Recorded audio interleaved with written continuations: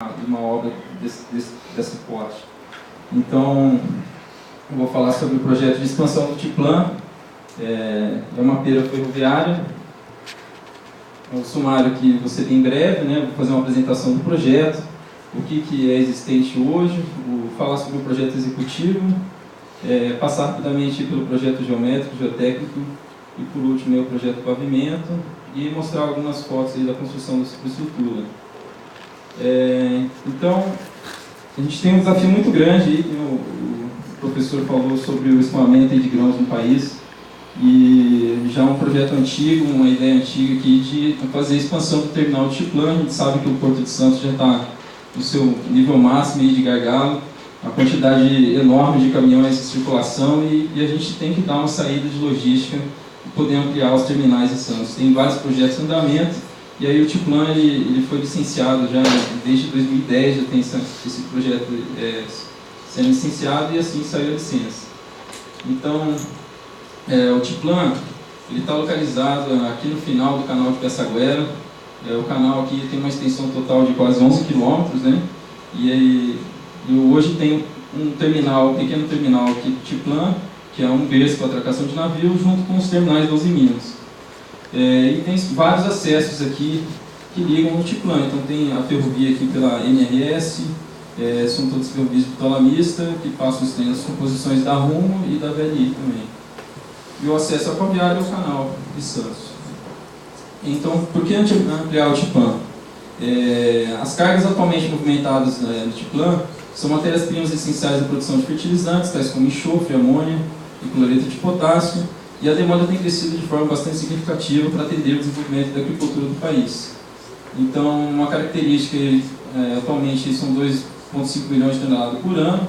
A estrutura atual, que é essa foto aqui, é um pier de atracação do navio com 225 metros de comprimento, tem um pátio de enxofre, que está lá aqui atrás, armazém de fertilizantes com capacidade de 60 mil toneladas, um tanque de amônia e a estrutura para carregamento ferroviário e rodoviário de grandes sólidos.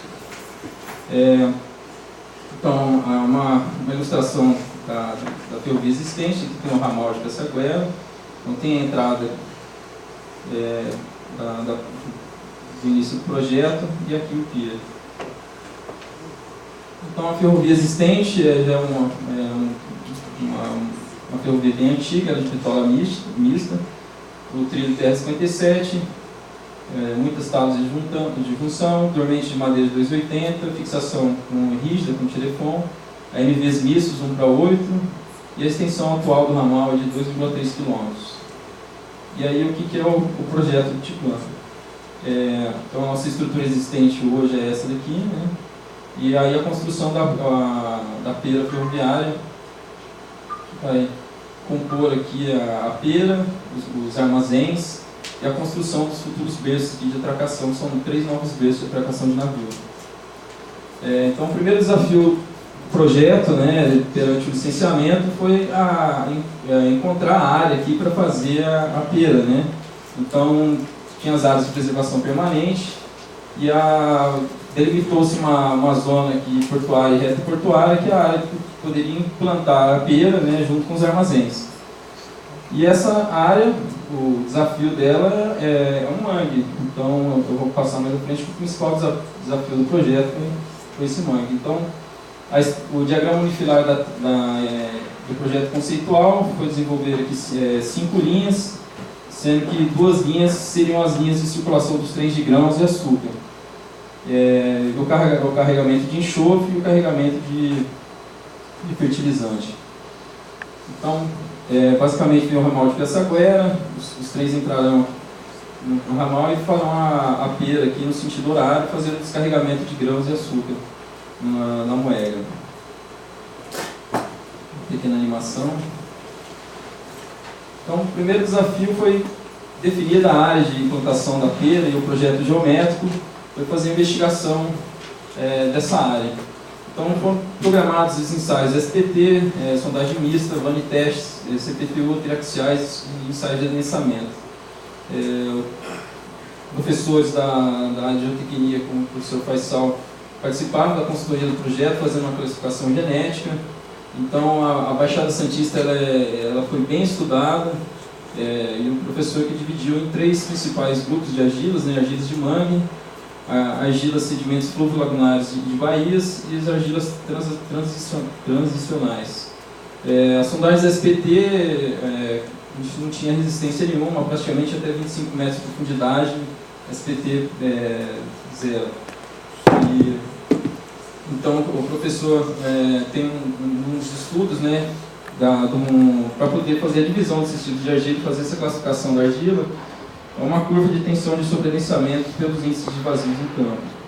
Então, definidos os ensaios e classificados o subeleito, nós fizemos a definição da metodologia construtiva e depois, durante a construção, foi feito um plano de monitoramento e compôs de placas de recálculo, inclinômetros, marcos superficiais, postos de monitoramento de águas subterrâneas.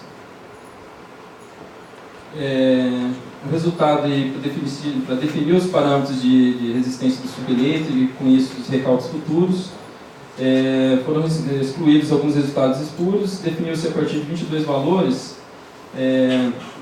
resistência entre 5 e 50 kPa, a relação é pela profundidade, né? Então a gente teve a resistência do subeleito e foi feito um cálculo de recálculo. Então o cálculo de recálculo do trecho que ia ser construído a pena, ele ia ter um recálculo primário total estimado de 60 centímetros, um recálculo primário considerado de 90% de 55 centímetros.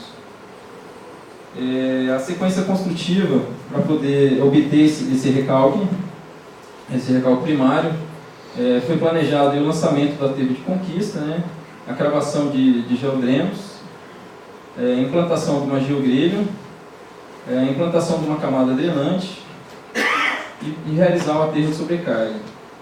Então esse aterro de sobrecarga, ele tinha uma cota inicial entre 6,5 e 7 metros e a cota atual aqui do mangue ele gerava em torno de 4,7. E a cota final, após 6 meses aí de sobrecarga, estava prevista para o aterro sofrer o recalque e chegar aí finalmente 5,5 metros, né, 5,5. Vai ser 90% do recalque primário. Então, algumas ilustrações, na época de implantação de um dos trechos da pera, a instalação da geogrelha e a instalação dos geodrenos. Na sequência, a construção do aterro experimental, os trechos aqui ainda sem a sobrecarga, depois ele recebeu o aterro de sobrecarga. No final do aterro de sobrecarga, antes de retirar a sobrecarga, ainda simulou-se os aterros de sobrecarga experimental, que era para simular o peso da composição. Então, acima do aterro de sobrecarga, foi construído um aterro de meio metro de altura, que foi para simular o peso da composição. Foi monitorado aí durante um mês, e depois de um mês a gente retirou esse aterro de sobrecarga experimental e depois fez a escavação da sobrecarga até chegar na nossa cota do subleito. Então, para fazer toda a conquista dessa área, né, foi feito um projeto de terraplanagem, foi feito aterro com os geotextos, então, alguns caminhos de serviço e ampliação aqui utilizando material arenoso. E com isso completou-se a instalação e a abertura aqui de toda a área para fazer a implantação da pera e dos armazéns.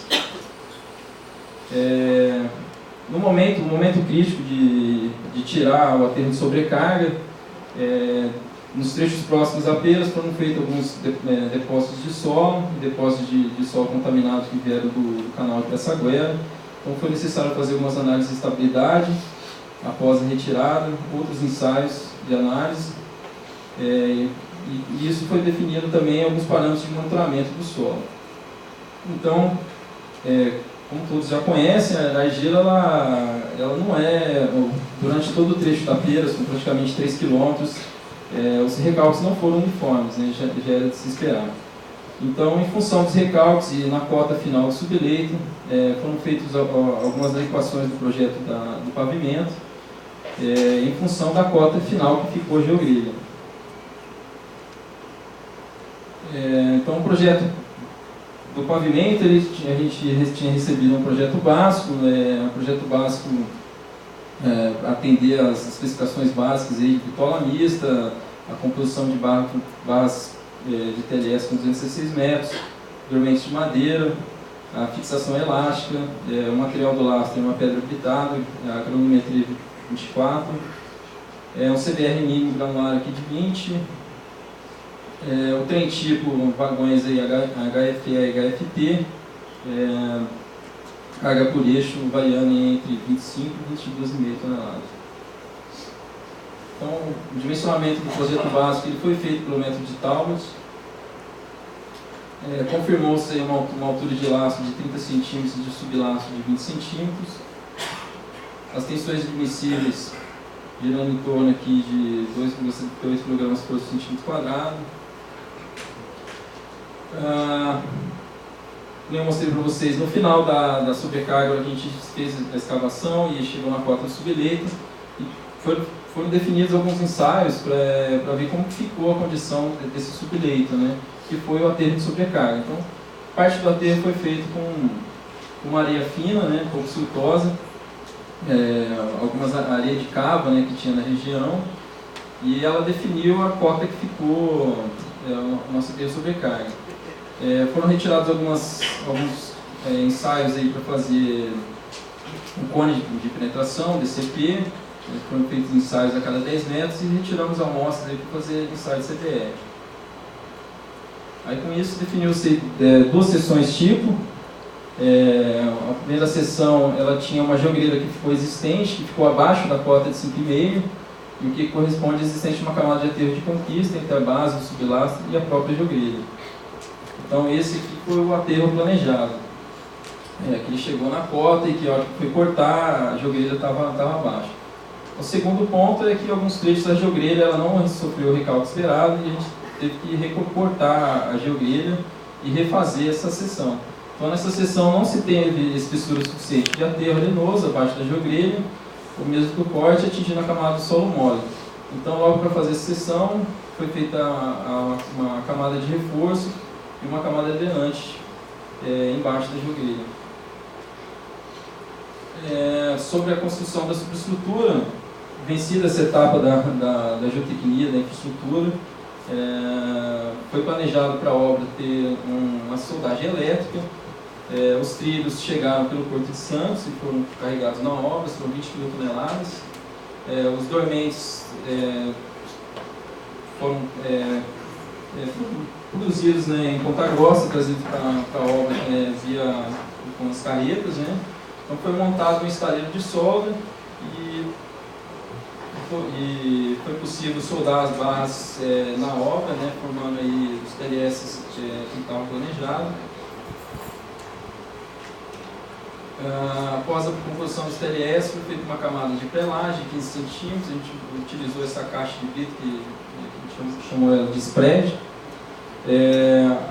Foi proposto a metodologia utilizar um pórtico para o transporte dos dormentes. Então os dormentes chegando em meio rodoviários eram descarregados sobre essa camada de prelagem e o próprio pórtico transportava os dormentes e distribuía sobre a via, e com a posicionadora de trilhos posicionava os dormentes e a gente tinha essa grade montada.